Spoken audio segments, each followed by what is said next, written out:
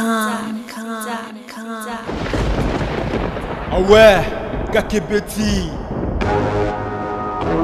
C'est qui a vie du public et bandit. Y'a mon balama des fois pembe. Didier Masuki. Andy Chou, Narcisse Desarons. Poto, bana partout, balandi à vie du public, émission Impact, émission idéologie, émission Tofota na premier tour, veut dire deuxième tour exacté. Et ça là, moi bien tango, nakuta na nabino à travers émission Oyo. Et c'est Pelisanga, pas maté vous aurez des informations vraies et précisément la source.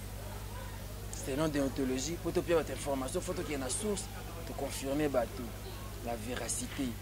Lelo na ye awa na bandal, na dosa l'émission. Na mabele na ye po aza mwana bandal directeur artistique ya groupe ya Fally Ipupa F victime deya ya groupe ango tozani awa Jino Liaki méchant ya mabe asinga rabi lelo na obimisa ba vérité lelo to obomba te akoloba selon ba note musicale ya solfège bato basala musique ba yebi misusu po mona na mouvement boy a diriger mouvement mais yebi ne solfège te Asuba kane jibiso wane feza do wana la di Jino Liaki Mbunza bonjour.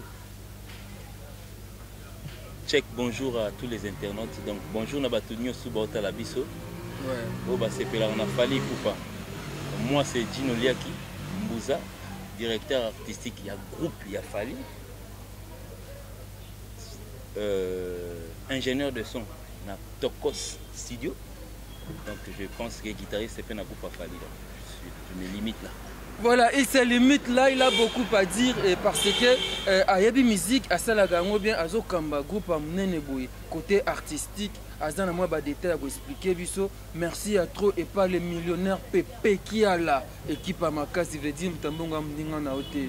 Merci et pas Yemoko, Fabrice Nteka, les boss américains. Merci et pas Nayo Didier Masuki, Moubali Amande Fapembe. Et veut dire Mutuna Ngal Bosso, félicitations d'abord parce que Fally Ipupa a aussi deux trophées. Il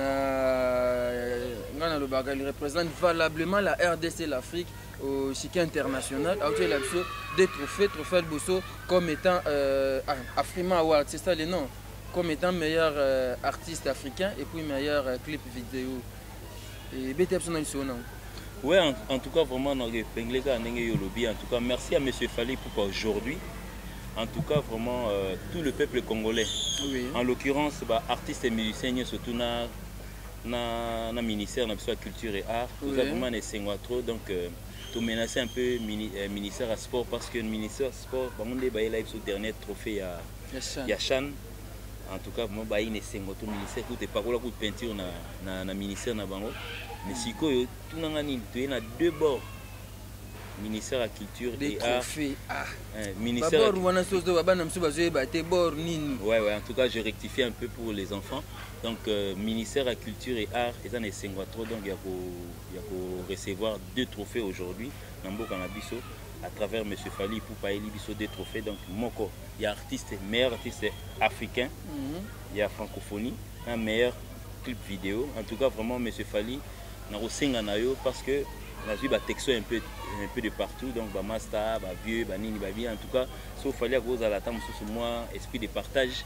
Après ça, surtout où il y a meilleur clip vidéo parce que ça là on alterne biso. Après ça va non. Biso artiste et musicien. Ah. Nagasi après ça va musicien mais orchestre mususu. Biso artiste, ngai biso bato pefkin, ngai ye kuna na ye kuna. Tokene na tozoki occasion okende ya Amérique Texas te pour nous avoir trophée donc apesa ngo biso comme ça tokene nango na nini na rond-point Victoire on a place ba pesa biso wana place des artistes to kwa quand on a liboko ne chabu donc tiki ngo wana comme ça biso nyo surtout batunyo surtout bazaka na ba occasion ko leka na Victoire na ba mona va que non il y a une certaine période na ba 2017 en tout cas meilleur artiste moi il a biso coupe ta la coupe ngo yango wana la Victoire par exemple tout tient on a liboko on a réduit peu liboko on a ikangika plan on a bon ils allaient en côté mon y a bas sportif faire mo bon ça me fait mal au cœur biso artiste et musicien tout ça ra trop mais ba trophée za moins moi le zo trophée mo bon na canal kin ya Ghana oui nango ba mati ba bandrol oh za nango yango te siko ya ba Jean Il y a MTV peut être chose déjà. On est là, on est après avant Chan. Ok. Après Chan, les logo y a sauté. Vous avez appelé 16h avant Chan. Mais après Chan, et logo y a sauté. Sportif va comment c'est-à-dire na nini na ndé bozwa kiango wana bozena banani. Il paraît qu'il y avait aussi des Congolais ou bien que des. Ouais, il y avait des Congolais, il y avait pratiquement, bon, en fait, je ne peux pas citer tout le monde parce que bon, la liste, bon, il y avait des Congolais parce qu'ils ont internet. Normalement parce que bah vote avec l'internet. Je pense bien que yo landa qui on moi calme mais on y a tout na pour le baba tu bazaki. Mais ça fera du bien le iba nominé. Batbayi nominé na ba Congolais bazalaki Maître Gims Azaki nominé. Oui. Fally Ipupa Zaki nominé. Ferrego Lazaki nominé qui encore africain qui a encore été nominé. Le dernier Moumbi Azaki nominé donc je pense que les Congolais qui sont nominés, bah, 5-6 mais les autres non j'ai oublié. Ok. On a peut-être 4 combos bon. On va nominer les Congolais, on va nominer. Félicitations quand même pour ces trophées, Fally Ipupa félicitations et surtout que na Nzembo Oyo qui meilleur clip et Nzembo Oyo c'est vraiment encore les titres. Oyo Amabele c'est ça. Et Loko et Amabele c'est ça Biza Bomengo. Non en fait Oyo Bayemba qui va partir Amabele je voulais dire. Merci. Interprétation. Ouais, c'est bien parce que na sepela comme ça na ke cimetière à nécropole. On a vu cimetière à nécropole bande batenanga rigueur. Na ke na nécropole na moni Pierre Tomba la Mabele ici. Bah confirmer que Fally Ipupa mtasala ki yango et de sincères félicitations à Fally Ipupa. Mais qu'est-ce qui s'est passé Fally Ipupa en conférence de presse naie a tenu moi rigueur et a humilié quelques journalistes et en boca de son caractère n'est pas comme ça. Quelque chose c'est oui bah combo là-bas. Non, mais non, mais ce qui s'est passé, c'est vraiment trop simple. C'est un peu de parler bon, en fait, qui au milieu de la conférence de presse, nous avons représenté. Ça veut dire que représentants, quelques personnes, quelques personnages pour assister à la conférence de presse parce qu'on ne peut pas appeler tout le monde. Mais sœur Nabiso Moro Azaki na hier à na RTNC2 Lolo Milolo. Parmi les questionnaires Azaki on a hier pas posé de question. A posé Fally question pour dire que non Fally ndenge nini yo na ba émission na biso ya musique pratiquement ya samedi dimanche ou les karaté à part les privilèges qu'il a donné moi il a cité 3 combos moi il a cité le nom de Nana Boduga de Papi Moma et Digital. C'était un présentateur à Digital. Il y a dimanche. C'était Inaye. À l'exception de eux, même sous les cas. Bon, comme on est Kimi. Mais à Digital, là, ça. Natilo Collé. Bon, bref, sautons. Si vous avez une question, à tout qui question, à l'exception de ces 3 personnes au Tanguy. Avant de répondre, à reposer question, je ne voudrais pas répondre à cette question parce que il va choquer Binou. Bango ben c'est pas représentant na Binou. Ah Théo, lo bakaka esa nini lo baka ba mamile la bala ki ba Papi Mboma et là bien répondre kaka. Il y a bi ego choqué. Bon, on va pousser à répondre. Mais il a répondu. Si vous avant de répondre à poser bango cette question. Est-ce que ndena le kana ba chaîne na binoté est-ce que na sila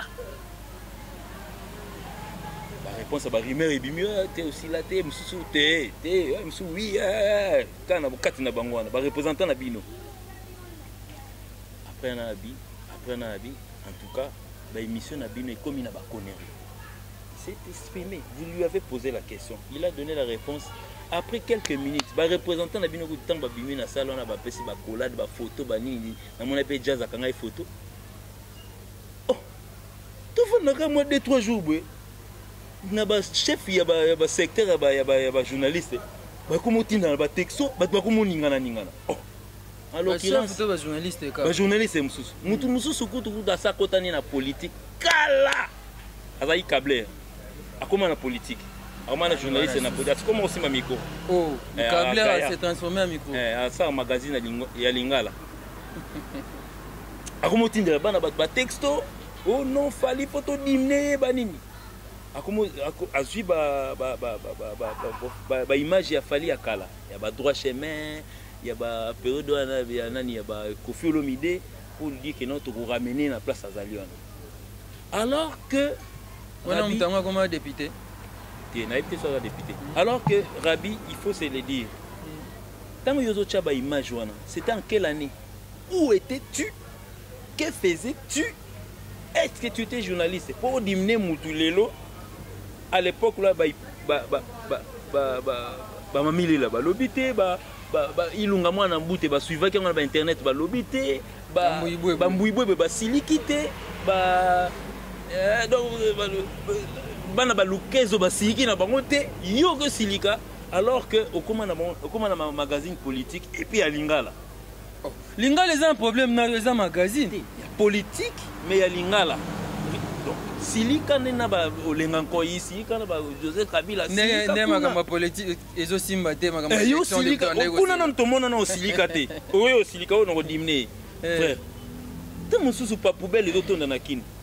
Peut-être le bas, ah bon, na rodimné André Kimbuta. Peut-être nga na ondima. Ou dimné biso otika non na ba caractère culturel, ou comme na politique, ou bien odimné biso. Ya Lingala. Et puis ya Lingala. Et puis là yé monté. Bazaki na petit moko boy ba sala rapa ya asala rapa internet, et moi ça rapa na télévision. Et moi comme un musicien. Oh, mutu moko za.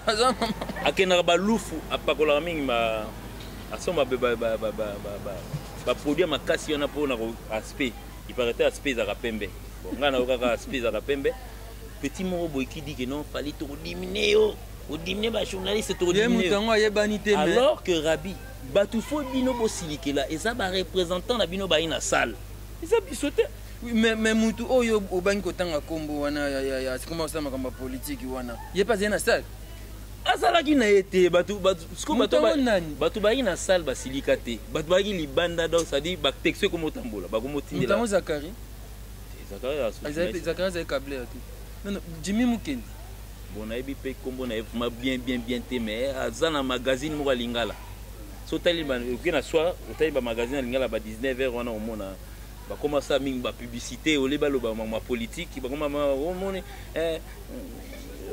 mafuta oyo ezotelisa l'équipe partout ça dit non rien à faire donc ça dit pour essayer un peu de tirer la base na bango poto boucler à faire mais pourquoi fallait pour passer un intellectuel il a de l'expérience et pourquoi il y a à loba par force il y a ba journaliste pour ba sengie kaka aloba pendant qu'il savait que ça allait choquer non il a commencé par dire ce que je vais dire ça va vous choquer. Est-ce que vous êtes d'accord que dans la réponse n'a pas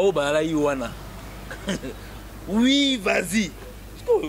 Binonde Rabi silike la bango on attend ba kombo na bango on attend ba kombo. Bionde silika non silike la na mutute moi j'ai fait mon travail. Yo zo texto de.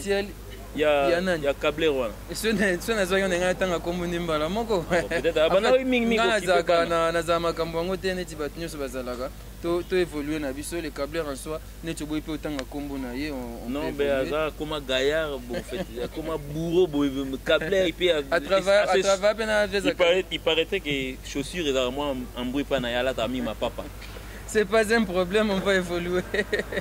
Gino Liaki. Ouais.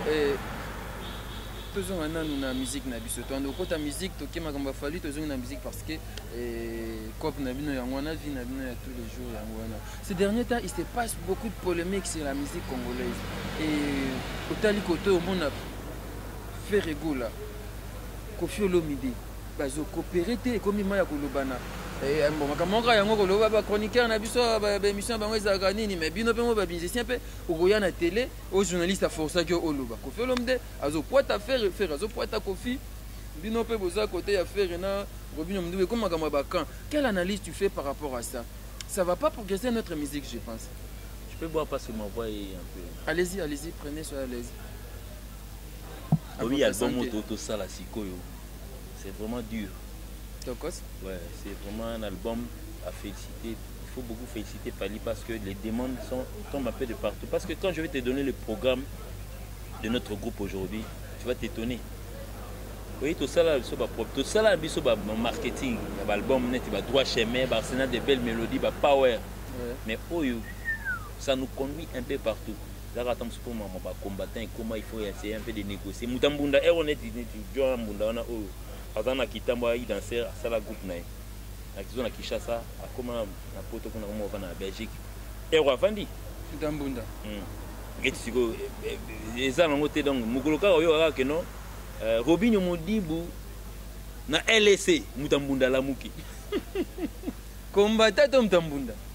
Non, mais c'est un musicien. Pour faire mon je suis un musicien. Je suis un musicien. Ok. Combattant, combattant politique. Combattant, mais social. Moi, je lutte pour les changements. Mais social. Combattant, ça a été bitumba. Social, peut-être va réduire. Mais ça même lutte pour tout ça, tu premier c'est les îles, non, mais c'est pas un injuriant. Si on est devant des bonheurs qui finissent ministre qui a finance pour n'en avoir côté. Na fingi pour na saline. Na saline na salate, na beti concerté. Ministre de finance que bara yo pour n'en avoir côté. Est-ce que c'est normal? Est-ce que et puis la revendication la revendication faut faire ici ou dans le pays. Au moins il net pour prendre citons l'exemple. Na Zimbabwe kuna.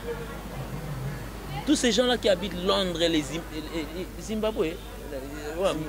Zimbabwe. Bavana à Londres, bavana en Australie, bani baye. Parce président est en quarantaine. Youpi yaka. Yaka. Mbunda. Yaka. Viens. Viens nous parler dans la zone à Kin, battle pour des pumbouans. Yaka na yaka. On va travailler ensemble. Parce que aucun pote, c'est pas qu'on landa. Mais Rabi, so ezaka moi que non pour na robeta ba pour na la vérité. Ça c'est inutile. Moi je suis belgicain. Oui, belgicain. Belgicain, quand on dit par le belgicain, renseigne-toi.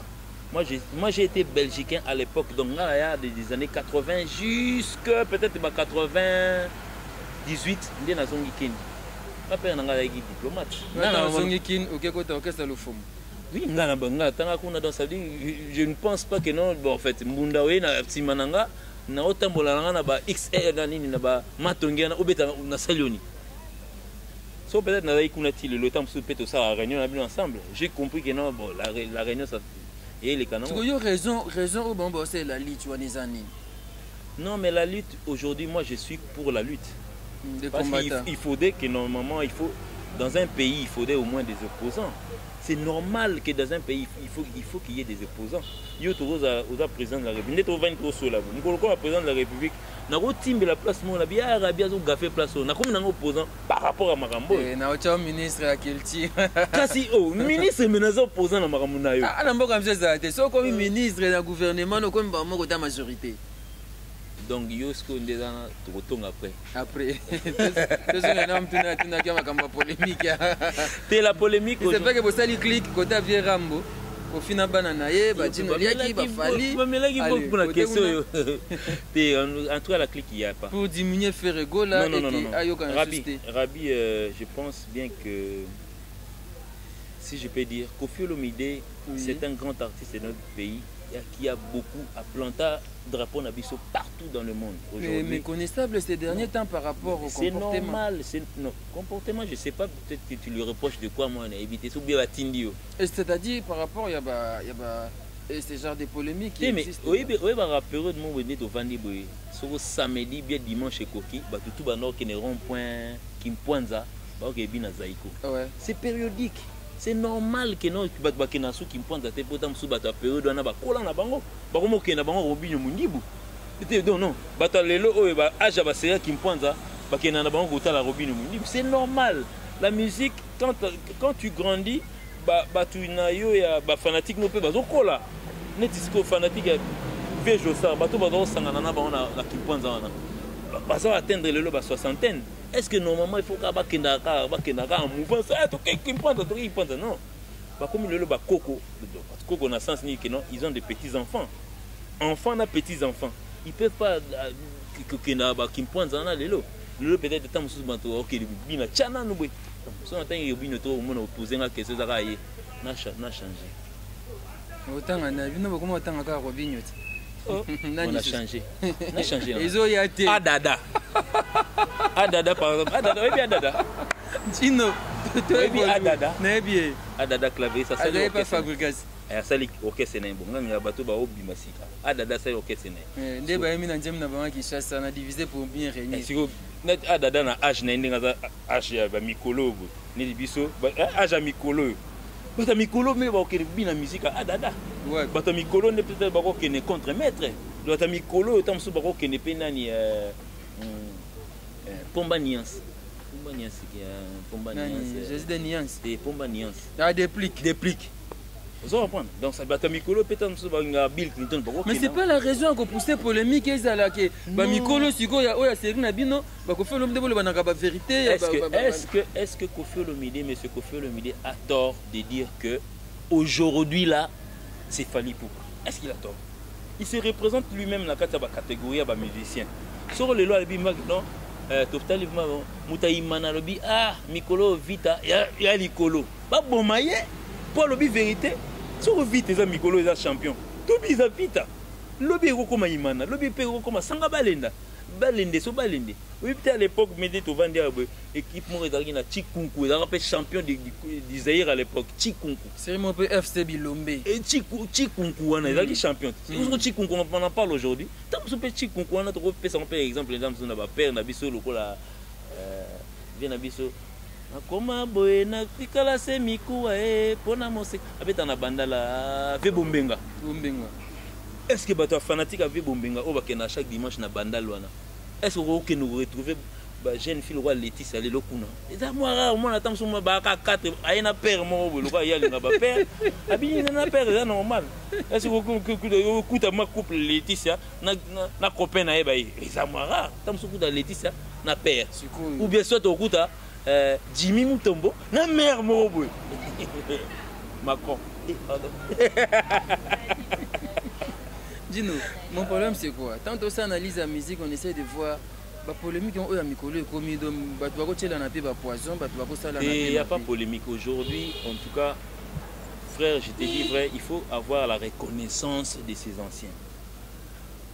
Les loba joueurs n'y sont pas au bêta balle et mutaché bilo quoi ndaï mutumbile ate Ruma Tumona Eugène Kabongo Kebano nani Kabongo Kasongo Mikolo Defoité nani Eugène Kabongo na tangi Mutubile Santos na otanga ba période nani journal biso ya daringa journal biso daringa nocha ba coup de tête yemwe ningidi siko baleki ndai nani il a été joueur. Il a marqué 9 bango. Est-ce que Ndaya Pukoli bango? Il a marqué 9 buts nani. Sur ce Ndaya Mutu Ndaya kaka. On a checké Ndaya Mutu wana na web de Soyani.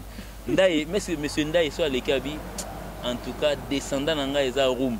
Et soit Kazadi et soit nani Kebano et soit nani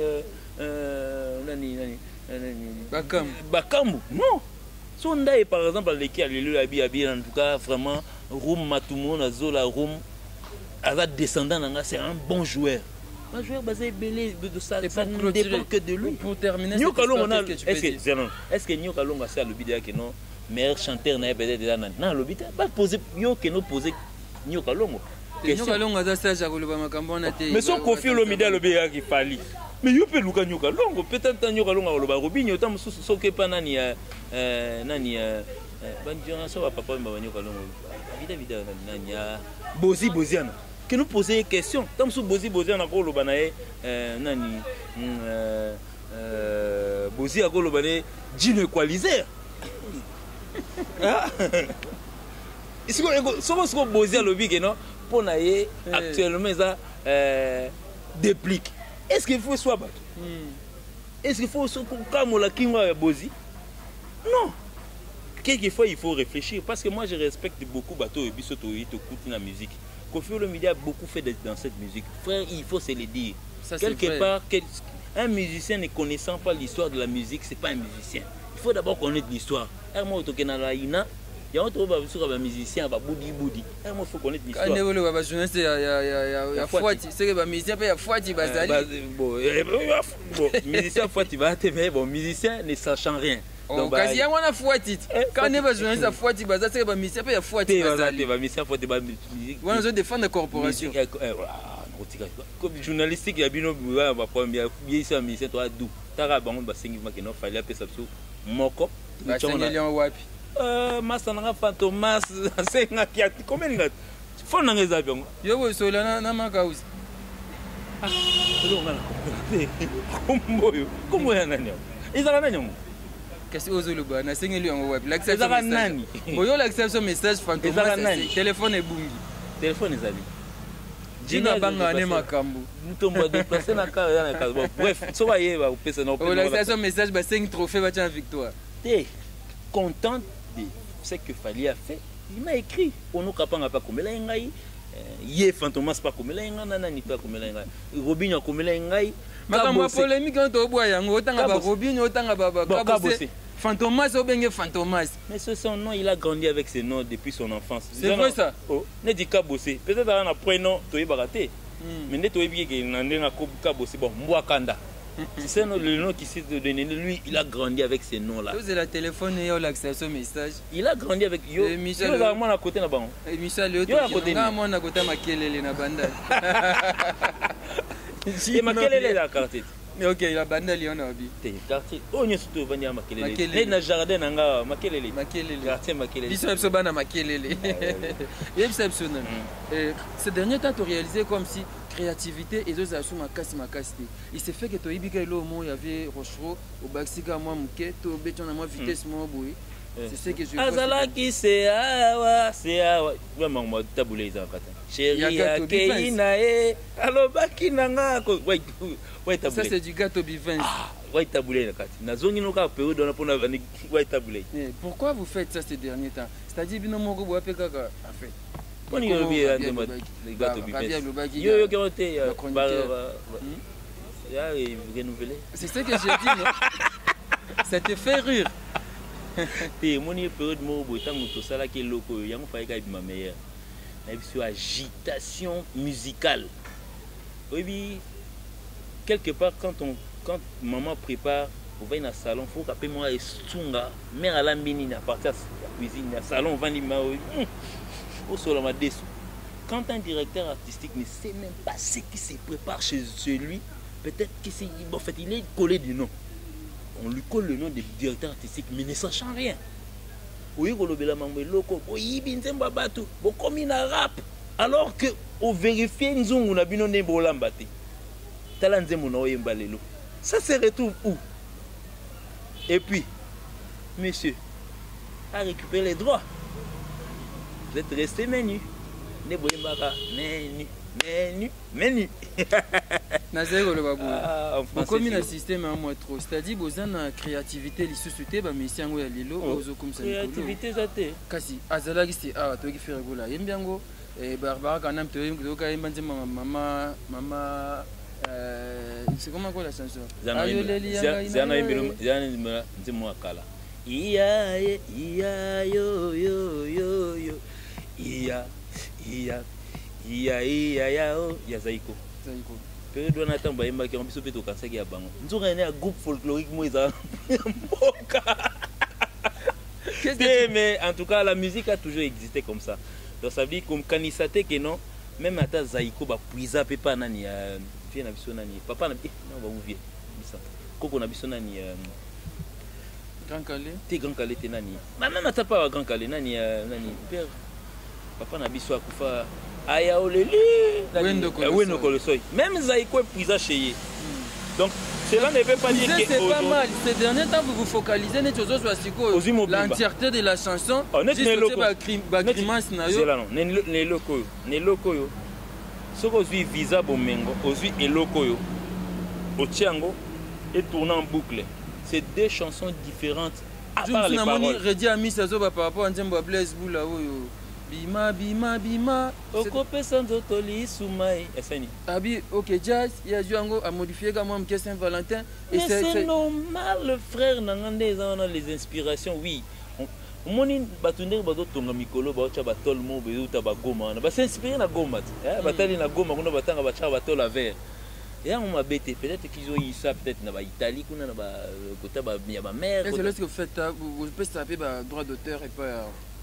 C'est pas quoi faire taper. On a fait numéro à maman et moi c'est à ma belle liste. Autour n'a pas question. Cette histoire est déjà intéressée, cette histoire des locaux.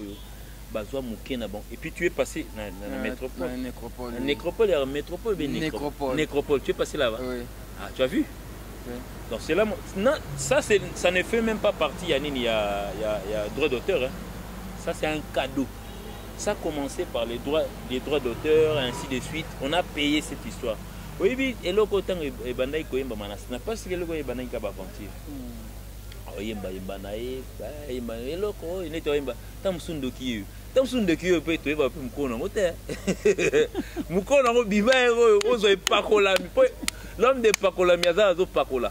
Mais zala na ba preuve que ça yo. Po banzango nyo suto yemba za bomukona ngo tamsundo aye ayemba ka ndengo na nzango na yeke ndengo na neti siko mikolo par exemple. Balou so meki ata bambu ata bambuza ezalaki te me bambuza opese muke en tout cas po ezalaki te balemba bambuza so meki ka ndengo na donc normalement faut pas couler muke parce que yem taye na idéologie na bien qu'à cheki ba etini nyoso tout est déjà toka brigade ayem bien opé déjà alors brigade moi c'est préparé déjà ndinga ke parola en tout cas na ya ke pese muke parce que normalement c'est comme ça que ça existe mon bref. C'est-à-dire, je comprends par là que d'une liaki. Les relations ni besoin garder effectivement plutôt ba Monsieur Fali na chroniqueur était sur la bien avant ba chroniqueur sur ba chroniqueur Karine Mokonzi. Ah masango na éviter madame. Au bras nignon. Bras. Au bras. Bon moni ba programme ma tout dans belé. Surtout moi qui le 26 on se prépare pour aller à programme je parlais des relations non mais on s'appelle moi je t'interdis pas tant le galop biosaline émission na Fantomas biosalina Robinho biosalina je parle maintenant de Karine Mokonzi c'est non mais moi je parle de la corporation des journalistes moi je n'ai pas des tendances auto solar neti na solar na ye Karine Mokonzi big na solar na yeta mais tous les restes c'est na solar na bango donc quelqu'un que je connais pas moi je connais pas le nom que tu me dis je connais pas donc la corporation des journalistes mais je sais que je connais donc Papi Mboma na yebi oui que na yebi Papi Mboma j'ai son numéro ici j'ai le numéro de Apo Ipan Yves Ipan j'ai son numéro nani Nirmo Arabi et Laris kaka ya Karine Mokonzi ndezate c'est pas un problème na koma tamsuvu tu otanga ba nyonso ba question otika le monsieur ici est-ce que natangi par nini ya Petit Zak na nubiete pour na ngala numéro nete mais je le connais est-ce que natangi Petit Zak mais celle-là tu la connais pas c'est pas un problème on évolue qu'est-ce que vous reprochez pas Karine Mokonzi quelqu'un que je connais pas non vous reprochez nani je connais pas je l'ai jamais vu dans ma vie. Oui, ngai peut-être neti par exemple petit na autotanga il y a ba teinture asara na asara émission mo ba chango na ba 23h je le connais et le nom m'est échappé mais je connais on se parle j'ai son numéro c'est bon tu évolues lino ba makambo na te yebisa biso na nous tu évolues non ah ouais on va évoluer ça tous les cas parce que na Karine oyebi été te na yebi na quand même oyebi le nom bon en fait j'ai toujours naïgo non on va bien pas journaliste je connais pas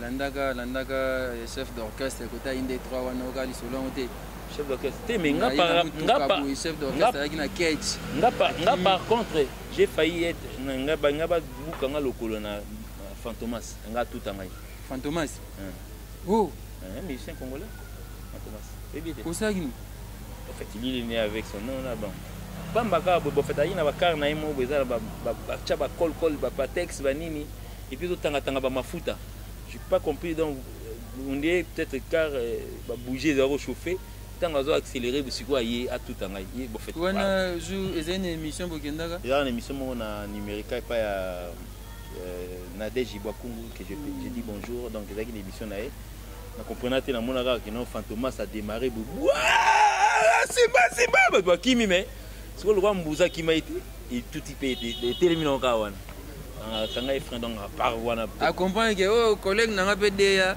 na tuta ete collègue nanga deya te ah ni musicien c'est un guitariste simple aza muta mwindu aza mwa aspect de fantomas en question akoza na aspect selo ye pomoni ngapena comprendre aspect te aspect ezaka nini yango yo oza na aspect te nanga na aspect te aspect ezaka nini osaka fo oza ta mwa aspect aspect yango ezaka nini faut que no paye nini comprendre toomela na biso na bandala bakota makelele na quartier makelele na bandala tokomela mais yo ozo insiste to makelele yo kasi bandala koto ne tovandi ya makelele problème te quartier na biso ti oui quartier na biso babenganga autrement sinkin mais ekoma makelele baalbum ebimi ebele sur le marché yo en tant que directeur artistique appréciation na yo eza ndenge nini en tout cas baalbum ebimi ebele du nouveau sur le circuit des albums congolais ezali makena ya tokos moni dijament entendu bayokango mingi na bandambu mioleseke bayokango mingi na ba sexy dance bayoka ba album moko mona denze moi genre mais apparemment Tokos Nakin ça n'a pas encore tenu. Oui, on circule dans les quartiers Matongé, Matete. Moi je dois te dire au moni maître Gims awa c'était difficile na ba bar lokola na couloir kimbuta wana ba betili. Mais mukolo maître Gims ayaka wana na shark awa faut mona batu baya moni musique nyo surtout ezaka na ba catégorie ya batu c'est là par exemple netoke na Kingabwana faut mona ba mbunda mabele lisi nde beta wana okoya otela bango ready mais mona bango balingika eteko na bango moni ezaka na ba période ezaka mama bakwena ngo avandeli eteko na ye c'est-à-dire Tokos bobeti eza pona ba kimbuta te ba matongete eza pona neti c'est pour une autre classe te bon fait eza pona classe te aujourd'hui la révolution malembe kota moni musique na biso tango ezaki difficile la période où on attend musutango gato yaki na ba période azalaki c'est bat bana comprendre Michael Jackson nyango uti so uti up moni tango gato yaki na ba bilo na yo na ba kama siko heureusement en 2017 bon quelqu'un a compris que non Ibersaraye mais bon fait bien qu'il n'a pas payé mais bon bref Ibersaraye na bon mwana ayo salango 26 ans après. Mais en tout cas, mais je dois te dire que la musique de ces gens-là, c'est pas ils répondent à tout le monde. Yoko ya expliquer batuté que non batmu ba vandi na stade ba weba ayo lele ayo lele ayo ouais ça bon chéri fini quand bon ouais mon ambuna na stade ndeni chéri fini quand il puta mama bato ba meli dia ba blo na mama makasi neti ba leader musu ba mela ba meli blo na mama makasi ba leader ba mela blo quand même. Bon bref bonne idée ça va stade ba meli blo na mama makasi yo ça bongo chéri fini quand bon il puta ba reggae man bon oui ça bon maman reggae ba on a ba reggae man oui ba bon donc so ika muta reggae tchak au monde est magno mingi ba donc Nzembo oya Tokos c'est tellement comme stade tellement ba couloir qui mbuta tête que l'on classe déjà on a gagné non pas nini na dernier jour il gagné 3-1 on a gagné on a gagné Tokos c'est moi là et bon eloko pe Tokos yo kasi Tokos c'est ça jeudi matin jeudi soir bozu masima nyonso ya lekeleke bobeti na Nzembo na bino bon lekeleke c'est quoi directeur artistique oui Nzembo star succès na kino yeba on te directeur artistique moi bablo mususu c'est qui déjà na ba radio nostalgie on a l'annonce na radio nostalgie bon bref je dois te dire déjà que non guitare wana pe ça fait partie à radio nostalgie et ça moni okandoki ona nini kaka ngayo po yo kamso yo kango liko na episode ya libela po ngomso poser un peu de questions. C'est une partie que Madilo a chantée. On a voulu l'immortaliser dans ma partie naïe pour il fallait un peu Madilo. Azui une partie de documentaire début à Madilo. Si on est fait le tumba, tu peux immortaliser dans car bon bien que tu aies un meilleur compositeur à Congo. So tu peux immortaliser. Accompagnateur. Voilà, net meilleur accompagnateur. Tu as guitare naïe, tu tiens bah arrêtez, ils ont la guitare.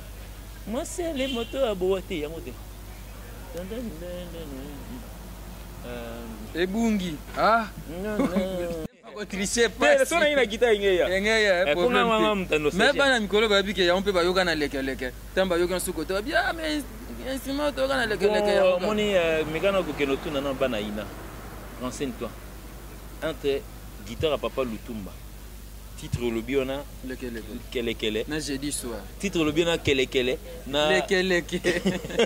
Na jeudi soir. Mekana ko ketu na bana ina pur. Ba il sauve ma kenon. Quelle est l'image de la vraie guitare à Lutumba? Bah, ça j'ai dit ça. Mais que nous tout non.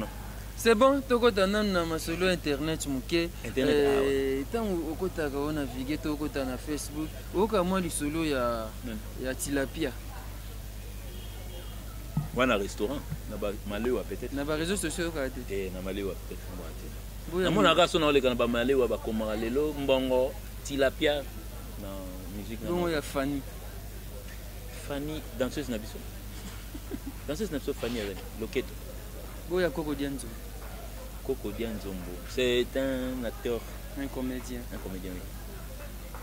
Dans les réseaux sociaux, qu'est-ce que vous reprochez, vous les musiciens? À part ma camarade combattant pour te sauter dans les réseaux sociaux, vous reprochez Nini en tant que musicien? Bon, en tout cas, vraiment, ce que je reproche. Ah, président François Baba Diaoutou les Gamouluba. Dans les réseaux sociaux, j'ai les mensonges. Les mensonges, les gens de coller les gens, c'est qu'ils n'y sont pas aujourd'hui. Mon ingaïna yo rabi to vendre je te connais pas. Nagoya mbamote nabi rabi ndumba. Aussi longtemps na mon on a 3 momités. Na éviter tam sous pose à rendre ngona. Wana za notre te yo za kota ba fantomas bola avenir bola quartier mon. Na mona kota makelele. Bon bref. Héritier minimbo ayebi na mona kota makelele. Voilà héritier minimbo nani aba héritier minimbo. C'est moi na Coco Bangala. Mais Cédric Minimbo ne pepele. Calvin Bazeka donc Guigé Bazeka aussi. Donc rien à Albanie par là. Mon réseaux sociaux comment au coller donc ça veut dire pour te faire un nom aujourd'hui netinga na revendre bonayewi naye mon réseaux sociaux peut dire comment jouer naye netinga ce qu'on a bongami na check poudre na ti costume bendi aspect na bendi aspect neti jouer na lobaka aspect neti soit ben na wonde naye na bendi aspect la bi je suis le meilleur DA de l'année. Président François Babadi je suis le meilleur DA de l'année. Les réseaux sociaux, les réseaux sociaux aujourd'hui, quand même, ils ont tombola, oui. Mais certaines personnes utilisent ça mal comme un revolver dans le sens nini. Donc, je te colle une histoire aux ayotés. Quelles sont les raisons qui poussent que Batouba utilise? Non, mais on est à bassesse, on est à complexe na bassesse. Tu vois, le bassesse c'est le complexe. C'est peut-être l'ignorance aussi. Non, bassesse na complexe. Non, moi je parle seulement de bassesse na complexe. Bassesse pour Annie. Au moins, dans la classe, vous avez 38 personnes. Forcément, il faut qu'il y ait un premier de la classe. Oui. Moi qui suis 6e, je suis jaloux du premier. C'est pas normal.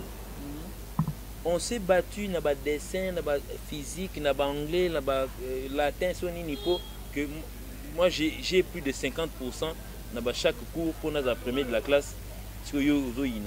Parce que nous sommes de la même génération, parce que je pense que je suis mieux que toi. Oui, depuis ça fait 11 ans aujourd'hui. On a la difficulté à la deuxième, ou à la quatrième. Premiers ont changé. Pour premiers ont changé. On a la difficulté pour premiers changer. Ça fait 11 ans aujourd'hui. Et tu peux dire, pas Kadjouma, leader. C'est un de place à aller. Donc, pas Kadjouma, il y a un leader. On peut avoir un bruit là-bas. Il faut accepter l'homme par rapport à son époque. Et ça, net, Wenge tango bimaka. Wenge zari na bala vignora, ezara na ba esthétique ndale, ezara na ba lifaki, ezara na ba nini mais tango Wenge ba. Moi somo pe banal we seri wana pe bimaka boy. Bandal. New City. Te kawi retrouve. Retrouve. Kawi. Et on peut zara na période wana. Mais ba accepter quand même que tango Wenge abi. Wenge li toza likolo. Parce qu'au-delà likolo na bango on est l'autre ba number 1 Wenge à l'époque. la génération na bango. Si que la génération au temps bango ba kolango 5, il y a certains qui acceptent que le dirigeant de la génération c'est Fally. Il y a certains qui disent non. Qui essaie un peu d'en fait assassiner premier. Donc c'est un problème de leadership alors on peut oui, dire. mais bon, en fait moi je sais que j'ai fait comme c'était le guide de la musique africaine ou congolaise à l'époque. Oui, Kofi. Oui. Oui, forcément c'était lui. C'est ce qu'il disait. Est-ce qu'il y a soit Kester? Tant que ça il y a makasi bosso amonga que yoza guide kuna il y a kenina akenina na nini na Weston. Théo mais yo okoza no pe leader obino ngai na leader ya les noirs. Bah leader va noirs pe bazalaka. Oh, yo mo mi créer net ngai siko na nga ebi na ba ndula award. Non maman na ba primaire ba DAT. Je commence déjà à dire que non, en tout cas, vraiment, meilleur DA de l'année 2017, c'est moi. Deuxième nani. Oh, on a évité. Gilles Kibin, Saza, Cindy Leker Azali, Nani. Adada Azali. Ce qui est leader, il y a Noah Azali, il y a Diamba. C'est que DAP a gagné Azali. Ah, DAP a gagné Rosalo. On a fait un meilleur. Il y a un meilleur DA aspect. Passons. So lingo tala OK Jazz kene na 1 2 3 album ba Jino so lingo yoka Tokos kene na F-Victime so lingo yoka so lingo yoka Maison Mère kene na La Samba bana ba makasi so lingo yoka Quartier Latin kene na Oshwe so lingo oh zano na sisa momeno ba so lingo yoka OK Jazz kene na 1 2 3 so lingo yoka F-Victime kene na H numéro 53 au moins na siège na bango. Soko lingo yoka Maison Mère. Il y a huis clos. Faut tu sais. Soko lingo yoka nani yoka Quartier Latin kota na Oshwe. Bazo tekango. Ouais mais en attendant zana wana. So Victor yele ison ba yi période mo bona awa e ba koma ina ranch. Donc soko pe lingo yoka nini ni susu. Mabele lisi. Est-ce qu'on peut citer? On peut citer.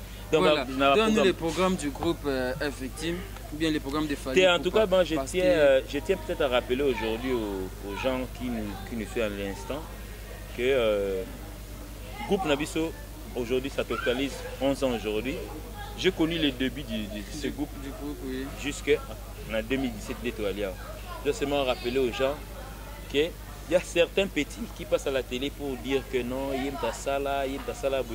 En tout cas, fiez-vous dans le discours parce que les raconteurs sont maintenant devenus choses un peu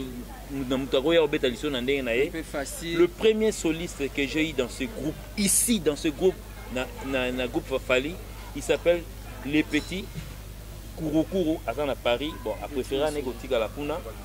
Donc, à Jordan, ainsi de suite. Donc, 2 ans après, Alvarito, donc qui n'est pas avec nous aujourd'hui. Mais qui a apporté apporté qui est un plus dans F-Victime. Ouais, mais oui, c'est la même chose avec générique ouais, mais c'est la même chose avec Mijo Pissani qui a apporté aujourd'hui, qui n'est pas avec nous. À Sala 622. Et à Sala 622, Nzamba a aidé. Tout la musique 622. Nzamba a aidé Alex. Azan a double option. Oh, bande mona baronda bande mona mijo wana mais ce que Alex a une option mususu option synthé azap ingénieur de son de quoi on a pas option mais il y a que beta solo na tikala mais il y a Alvarito solo et kanga mona générique a très style lo tala mona ba solo mususu ko boka madame wanto voto mo malem ba solo mususu beta malem na micro to ba solo mususu beta ka wana ko mususu to pesa na minoko oyebi solo eza nini ya Ale Makaba biso tokola toabana wenge tokuna na bandala na ki wenge tobaki Ale Makaba plan tomodifie yango toyebisi ebeta ndenge wana ngaka nzile petit wana olobi mutu abetaki yango to yo moko obetaki yango le petit sikoyo aza génie oyo vumaki non au groupe na biso toyina besoin ba soliste et ça la bino passe ndenge Alvarito alo to ba malembe ndenge Alvarito alongwa wana pe azo sa album na donc ça dit wana ya petit frère nanga c'est un grand guitariste mutu oyo nga utiliser azoye mais azana ba insuffisance mususu keba ngai fona yibisa onde oh donc kende incomplet insuffisance c'est belle moni Alvarito ndenge nga peut-être bon je suis pas en train de faire sa publicité aza camarade ya Fally petit nanga Alvarito petit nanga Fally bon nyonso bapetite respect fallait l'idée président nga déjà akoyokela te ntango nakoyebisa ye mokutu balobi boyeboye. Aujourd'hui mabe na biso eza ndeni les gens utilisent les mots petits ntango mosusu pour dénigrer quelqu'un, pour dénigrer, pour se faire. Yo na ovanda te hôtel na TV président fallait abi vient na Gino Liak. Ça te fait du bien, c'est pour t'honorer. Si ko pour na zone c'est ce que fona sani. Président nanga fali pour pas. Eh, surtout ça msalate. Ka libanda. Petit nanga ya ka. Ah, voilà. Yana zawati nebe na kwa petit somela ya nango. Batu bayebi neti batu bana la vinyo ba yebi keno na bano yana musicien moko boye. Okel na ban. Na ngana bazoro lele écoute na ba sérieux na ba ça petit na wana akota mouvement ko alaki serein amna yebi sango depuis ba 1900. Dino na osala mouvement Robeta na mouvement na ngai. Abana période wana asa professeur. Mukolo menasima kasi. Ela ndemo na Fantomas na leader. Fantomas ya. Sikoyo abenga leader ya. Mukolo. Na comprendre te faire na fali ba que ça va dire artistique Mikolo boy. On va citer. Moi je parle de Fantomas, je ne parle pas de ceux que toi tu parles. Il n'y a pas de problème, même si tu ne cites pas les noms. On va citer, je dis merci au millionnaire Pépé qui a l'équipe à Makassi, à Fabrice Ntseka, le boss américain. Merci à toi Didier Masuki, capitaine Bouchiri, ma maman Monique Mikolo, maman Komaka, général R Moko, capitaine Bouchiri, Nadine Bolingo, na bossa Nyote Linda Stone, Charlie Maloula, Oya José de Londres 3 fois Dior. Je peux citer ma condoléance na Charlie Mobutu, donc la team Wata, na deuil, je peux citer ma condoléance, un homme éduqué comme moi. Vous pouvez sa condoléance et une éducation belette. Mais Charlie Mobutu, donc la team Wata a perdu un de leurs. C'est normal, c'est réciproque. Il y aurait ce Koufeli. Ah, non, on va présenter ma condoléance. On va checker la polémique, la condoléance. Oh, il y a une condoléance. Nous sommes en train d'exercer même Misala Moko. Donc nous présentons à Héritier Watanabe ma condoléance à tout son groupe. Donc ils ont perdu quelqu'un. Donc ma condoléance n'a pas rien, mais c'est fallu tout pas donc. Et moi aussi, donc, je présente mes condoléances. Mais à part on a continué maman na banga pona mona zo ko le bateau ya on a kati pona kende. Donc au Karimanga. Donc Pessimbote bongo na CEO donc basui Cashman trouve à utiliser ça mon nzembo Pesimbité. On a récupéré ce qu'on a dit donc Cashman na nga na retrouver que on a baki anglais langa. On a changé au combo comme CEO. Demain vous allez utiliser ça, je m'en fous. Papi Chaco le CEO. La PC Basalam à place Azali, donc j'ai dit bonjour à Héritier Minimbu, à Coco Bangala, Florent Nina, le Congolais Mbouza, Christian Oyeri, donc j'ai dit bonjour à Jimmy Mutombo, Petit Nanga Chiro Chamala, donc ça veut dire que nous allons ensemble bien grosse suspension. Mais donc la PC Mbote na ma soeur, on a Mbote, na PC Mbote na Pichum Mampouya, donc na Mi José Zola, la PC Basalam à tout. Et bon. Fiston Balabos, je t'ai pas oublié.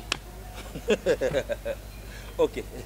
Logo la ya sisi na lo basiko na kanisa ka pesa pe Fantomas Mbote, Fantomas ngoto yebi kaka teti lelo, kanisa ka pesa Mbote. Pesa ninga no vie wana kuna Mbote pe, via leader na. Donc na pesi te. Batu misu bakanisa na tisoko zo beta na orchestre, za mukolo. Vous avez un orchestre. Je vais exemple. Maître Ficaré, Mukolo a JB Piana. Minute Koki. Viens le Tumba, Mukolo ya Luambo Makiadi. Te Koluga so Minute Koki na pesi mbote na. Lia ki dino lia ki Mukolo ya Pali Poupa dans sa dit bien aïe. Voilà petit nanga mais je dis merci Alvarito petit nanga il fait très attention à ce que tu es en train de dire parce que Tyson est le seul exécutant il y a droit chemin à l'époque. Tyson pas Zamkolo hein. Voilà masananga mais bon bref. Tyson de ba forme merci beaucoup Chino Liaki. Samino mata motema ya Jetri de Lambe Bogo Sanderson na Bostaniote le capitaine Bouchiri Kabongo Kasongo enfant béni Djogo Nabiso Kalaming te bozoé double brassard Jean Chibo Chiboaboa. Merci pas na yo Fabrice Ntseka les millionnaires Babi Fabrice Ntseka le boss américain. Merci pas Nayo, merci pas Gino Liaki, staff Mubimba ya Gino Liaki, merci pas Nabino. Jimmy Mutombo. Jimmy Mukendi. Mutombo. Comment kokani? Jimmy Mutombo, to pesa ka Jimmy Mukendi mbote bisiga zali.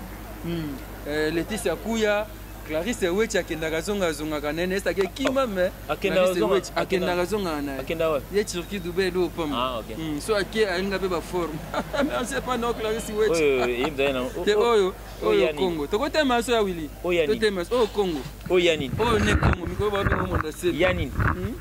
ba be mo ndase tokotema so merci pas na odino lia kinga ma peso merci héritier minimbu merci pas na tokute mbasi Bozola kana héritier minimbu. ouais tokozaka ah be mo susté bon ngai na comprendre epete ba combattre tout na ba musicien na ba nani ya bino yango na merci pas na pesi pe mbote na profiter na pesa mbote na OK tu premier Agali ya Elio, il va combattre ndeko nanga na pesi. Merci beaucoup Wilson, merci beaucoup Bogo Sanderson, on se retrouve très prochainement pour un nouveau numéro. Avis du public toujours. Ciao. Didier Masuki, Mandefo Pembe.